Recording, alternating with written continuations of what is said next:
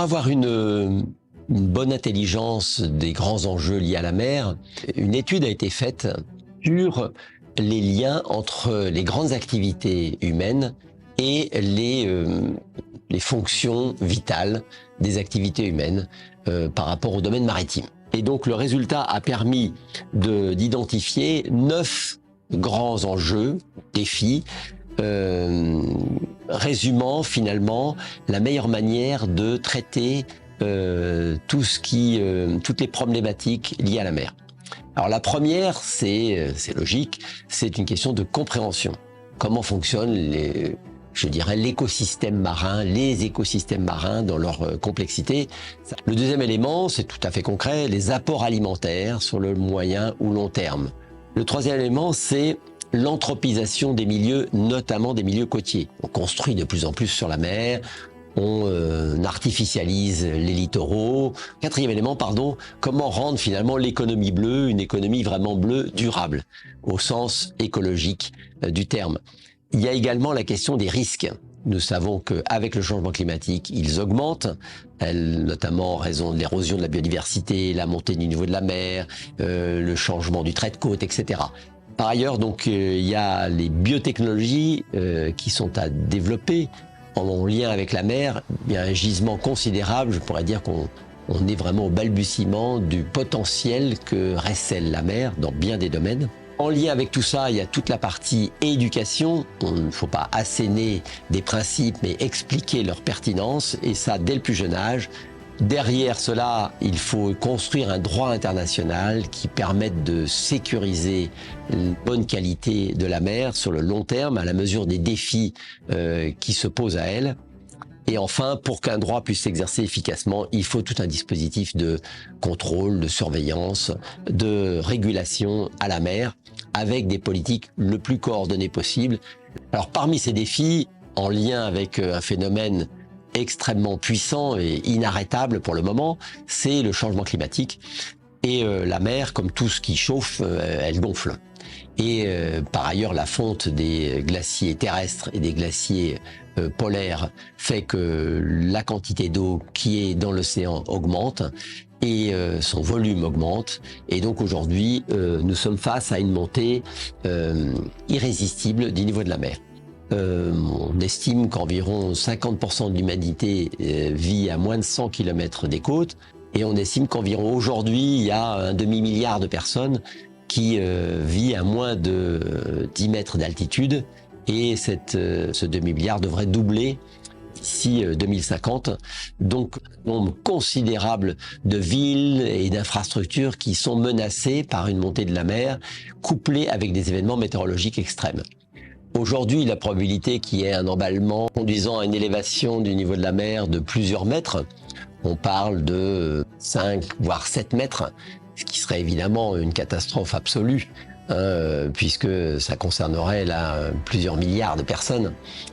Cette hypothèse ne peut pas être écartée. Les enjeux d'atténuation du phénomène sont donc de l'ordre d'une politique cohérente, globale, intégrée, politique des États, et au plan local, ce sont des politiques régionales, ou quelquefois même très locales, d'adaptation. Pour ça, on a finalement 4 stratégies possibles.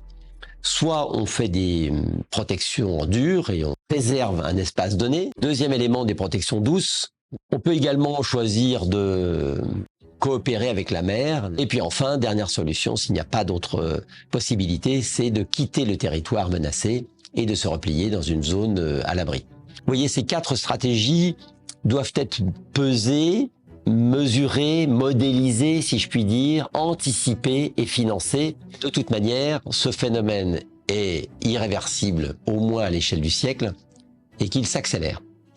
Il y a 4 trajectoires possibles d'ici la fin du siècle, grosso modo. Une première trajectoire qui est de considérer qu'on agit suffisamment efficacement et suffisamment puissamment pour que finalement le maximum soit atteint avant la fin du siècle et qu'on puisse contrôler l'évolution d'un phénomène. Stabiliser les phénomènes à un certain niveau, au moins à la fin du siècle, et à ce moment-là, on peut adapter l'ensemble des infrastructures, des habitats, des modes de vie, des activités. Troisième trajectoire possible, c'est que le phénomène continue en ralentissant progressivement. L'augmentation du niveau de la mer, par exemple, elle est passée de 2 mm par an à peu près à environ 3 mm il y a une vingtaine d'années. Aujourd'hui, elle est sur une trajectoire de 4 mm par an et ça continue à s'accélérer. Admettons qu'on arrive à réduire cette vitesse, à ce moment-là, le freinage fonctionne. Et la dernière situation, qui est évidemment la pire, c'est qu'on appuie sur le frein, mais ça ne fonctionne pas, donc le phénomène continue à s'accélérer et on ne sait pas quand est-ce qu'on pourra avoir prise sur lui et donc décélérer. Et cette trajectoire, évidemment, est la plus dangereuse, sachant qu'il y a une inertie considérable dans la mer et que les calories emmagasinées en stock en trop depuis des décennies, eh bien, elles y sont pour longtemps et donc elles contribuent à accélérer la fonte des glaces immergées, notamment en Antarctique. Et donc, il faut essayer d'estimer quelle quantité de glace il faudra échanger avec ces calories en trop pour pouvoir retrouver un équilibre. Vous voyez, c'est des questions extrêmement complexes sur lesquelles travaillent un grand nombre d'organismes, de manière à essayer d'éclairer les décideurs et notamment de les pousser à des prises de décision qui soient le plus efficaces et le plus urgentes possible. Si on prend les limites de la planète telles qu'elles ont été définies par le Centre de la résilience de Stockholm, la mer évidemment est concernée puisqu'elle est dans la boucle. Également le changement climatique, l'érosion de la biodiversité, les diversités fonctionnelles, c'est-à-dire tous les services écosystémiques, le changement d'utilisation des sols. Quand on déforeste, en fait, eh bien, les pluies lessivent les sols, emmènent les particules fines à la mer, et puis les déplacements d'espèces, l'arrivée d'espèces invasives, des espèces toxiques qui modifient les écosystèmes. Bien évidemment, le problème de l'acidification des océans, eh bien, on voit bien que la mer est impliquée et qu'il est important de comprendre comment cela fonctionne afin de pouvoir agir efficacement. Cette situation avait été prévue dans des scénarios du Club de Rome il y a 50 ans. Sur les 10 scénarios qui avaient été proposés, il y en avait 2 qui étaient particulièrement alarmants. Nous sommes malheureusement dans ces scénarios-là, un demi-siècle plus tard. Les travaux du GIEC aujourd'hui, l'IPBES et toutes les structures internationales et les universités et les centres de recherche qui travaillent en réseau sur ces questions-là confirment qu'effectivement nous avons une situation tout à fait critique et qu'il est grand temps de prendre des mesures, même quelquefois par principe de précaution, même si on ne sait pas tout expliquer, on sait qu'il est nécessaire d'agir, même si on ne comprend pas encore tout des mécanismes qui sont à l'œuvre. Il faut voir que donc aujourd'hui la mer est impliquée dans un risque qu'on appelle transcendant. Un risque transcendant, tel qu'il est défini scientifiquement, c'est un risque à l'échelle mondiale, c'est un risque dont les conséquences ne sont pas réellement calculables et est un risque irréversible. Il entraîne des bouleversements considérables sur tous les plans, environnemental, sociétal, économique, politique et même symbolique, et on pourrait presque dire aussi psychologique, dans la mer et sur le littoral. Donc ça concerne des centaines de millions de personnes et des pays entiers, voire la survie d'îles basses. Il génère aussi, troisième élément négatif, des risques de crise et de conflits très forts. Parce que quand des enjeux vitaux sont sur la table, évidemment, le temps de la négociation est plus difficile à gérer. Précisément parce qu'il y a des dangers importants, mais à une échelle globale, eh bien, ils incitent à la coopération internationale. Et une coopération internationale pour son propre intérêt. Le démontrer n'est pas facile, mais de plus en plus, on se rend compte que c'est l'intérêt bien compris de toutes les grandes puissances de coopérer à maîtriser au moins une situation qui reste vivable pour la majorité de la population de la planète. Parce que si les conditions inhumaines dans certaines régions devenaient de plus en plus fréquentes, on verrait des vagues massives de migration, ce qui poserait des problèmes encore plus aigus.